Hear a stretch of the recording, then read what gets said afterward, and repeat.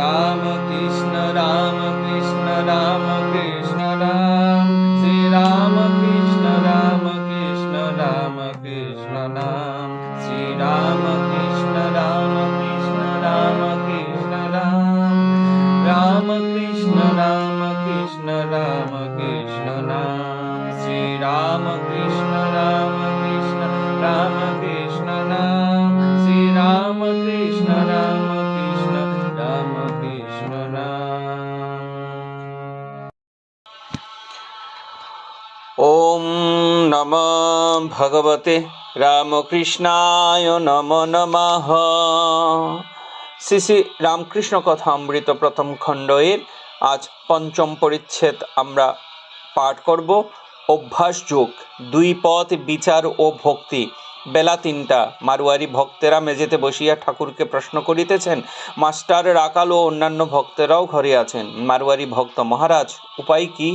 শ্রীরামকৃষ্ণ: দুই রকম আছে, বিচার পথ আর অনুরাগ বা ভক্তির পথ। সৎ অসৎ বিচার। একমাত্র সৎ বা নিত্য বস্তু ঈশ্বর, আর সমস্ত অসৎ বা অনিত্য। বাজিকরই সত্য, ভেলকি মিথ্যা, এইটি বিচার। বিবেক আর বৈরাগ্য, এই সৎ অসৎ বিচারের নাম বিবেক। বৈরাগ্য অর্থাৎ সংসারের দ্রব্যের উপর বিরক্তি। এটি একেবারে হয় না, রোজ অভ্যাস করতে হয়। কামিনী কাঞ্চন আগে মনের ত্যাগ করতে হয়, তারপর তার ইচ্ছায় মনের ত্যাগও করতে হয়, বাহিরের ত্যাগও করতে হয়। কলকাতার লোকদের বলবার জো নাই, ঈশ্বরের জন্য সব ত্যাগ করো। বলতে হয় মনে ত্যাগ করো। অভ্যাস যোগের দ্বারা কামিনী কাঞ্চনে আসক্তি ত্যাগ করা যায়। গীতায় একথা আছে। অভ্যাস দ্বারা মনে অসাধারণ শক্তি এসে পড়ে। তখন ইন্দ্রিয় সংযম করতে, কাম ক্রোধ বশ করতে কষ্ট হয় না। যেমন কচ্ছপ হাত পা টেনে নিলে আর বাহির করে না, কুরুল দিয়ে চারখানা করে কাটলেও আর বাহির করে না। মারোয়ারি ভক্ত: মহারাজ, দুই পথ বললেন, আরেক পথ কি? শ্রীরামকৃষ্ণ: অনুরাগের বা ভক্তির পথ। ব্যাকুল হয়ে একবার কাঁদো, নির্জনে গোপনে দেখা দাও বলে। ডাক দেখি মন ডাকার মতো, কেমন শ্যামা থাকতে পারে? মারোয়ারি ভক্ত: মহারাজ, সাকার পূজার মানে কি?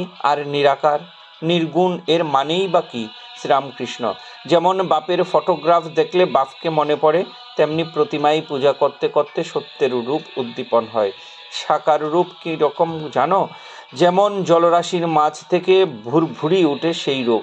মহাকাশ চিদাকাশ থেকে একটি একটি রূপ উঠেছে দেখা যায়। অবতারও একটি রূপ। অবতার লীলা যে আদ্যাশক্তিরই খেলা। পাণ্ডিত্য: আমি কে? আমিই তুমি। পাণ্ডিত্যে কি আছে? ব্যাকুল হয়ে ডাকলে তাকে পাওয়া যায়। নানা বিষয় জানবার দরকার নাই। যিনি আচার্য তারই 5টা জানা দরকার। অপরকে বধ করবার জন্য ঢাল তলোয়ার চাই, আপনাকে বধ করবার জন্য একটি ছুঁচ বা নরুন হলেই হয়। আমি কে? এইটি খুঁজতে গেলে তাকেই পাওয়া যায়।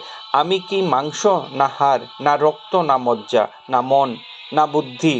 শেষে বিচারে দেখা যায় যে আমি এসব কিছুই নয়। নেতি নেতি আত্মা ধরবার ছোবার জো নাই। তিনি নির্গুণ নিরুপাদি, কিন্তু ভক্তিমতে তিনি সগুণ। চিন্ময় শ্যাম শ্যাম চিন্ময় ধ্যান, সব চিন্ময়। মারোয়ারি ভক্তেরা প্রণাম করিয়া বিদায় গ্রহণ করিলেন। দক্ষিণেশ্বরে সন্ধ্যা ও আরতি। সন্ধ্যা হইল, ঠাকুর গঙ্গা দর্শন করিতেছেন। ঘরে প্রদীপ জ্বালা হইল। শ্রীরামকৃষ্ণ জগন্মাতার নাম করিতেছেন ও খাটটিতে উপবিষ্ট হইয়া তাহার চিন্তা করিতেছেন। ঠাকুর বাড়িতে এইবার আরতি হইতেছে। যাহার এখনো পোস্তার উপর বা পঞ্চবটির মধ্যে পাদচারণ করিতেছেন, তাহারা দূর হইতে আরতির মধুর ঘণ্টার নিনাদ শুনিতেছেন। জোয়ার আসিয়াছে। ভাগীরথী কুলকুল শব্দ করিয়া উত্তর বাহিনী হইতেছেন। আরতির মধুর শব্দ কুলকুল শব্দের সহিত মিশ্রিত হইয়া আরো মধুর হইয়াছে। এই সকলের মধ্যে প্রেমোন্মুক্ত ঠাকুর শ্রীরামকৃষ্ণ বসিয়া আছেন। সকলেই মধুর, হৃদয় মধুরময়, মধু মধু মধু। এখানেই পঞ্চম পরিচ্ছেদের সমাপ্তি।